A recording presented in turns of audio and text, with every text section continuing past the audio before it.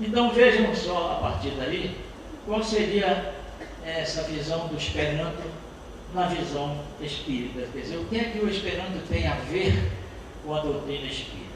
E é natural que nós sabemos fazer bem a distinção, porque a doutrina espírita ela está embasada no tríplice aspecto, que é a filosofia, a ciência e a moral, também chamada de religião.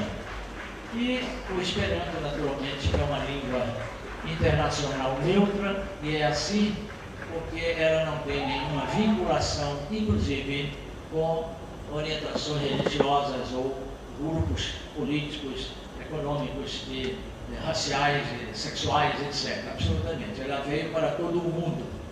E, como a doutrina dos espíritos também, ela não se impõe.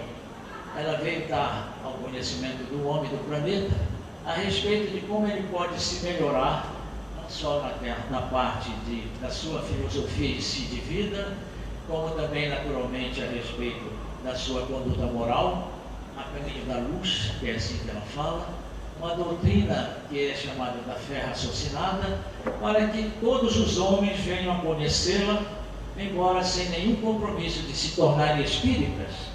Não há essa exigência absolutamente.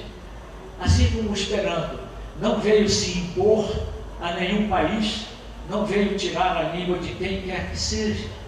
É preciso que isso seja dito e repetido, porque infelizmente nós tivemos contatos muitos aí com ilustres irmãos da área da comunicação, em que eles sempre colocam essas dúvidas muito naturais, porque não tem chegado provavelmente até eles as informações verídicas, simples, tão fáceis de serem entendidas.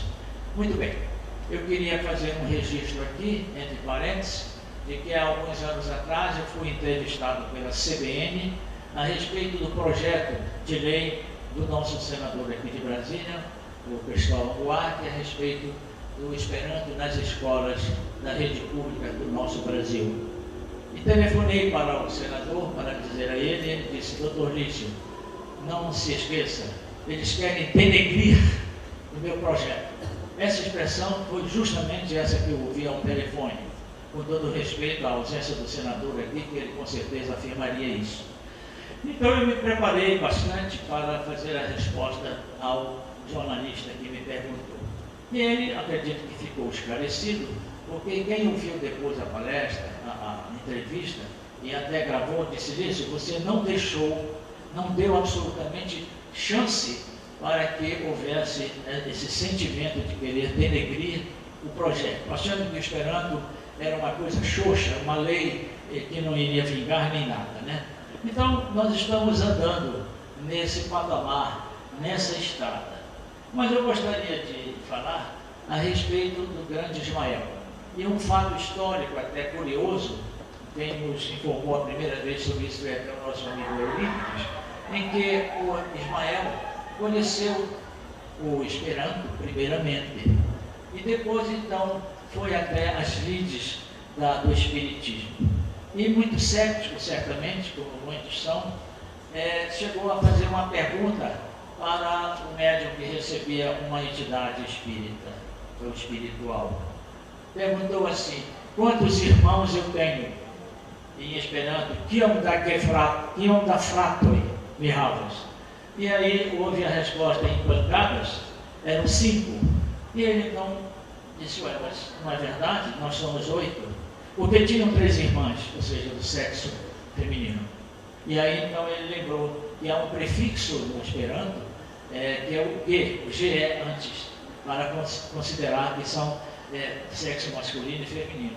E ele refez a pergunta então: kiom da gefratoj mi havas? Ou seja, quantos irmãos e irmãs eu tenho? E a batida foi em 8 vezes. Ele se convenceu de que aquela história do Espiritismo, aquela fenomenologia, tinha coisa muito mais profunda. E foi assim que, graças ao Esperanto, o nosso querido Ismael veio aqui até a FEB, passando muitos anos, e se tornou o primeiro presidente, o primeiro diretor, digo, do Departamento de Esperanto.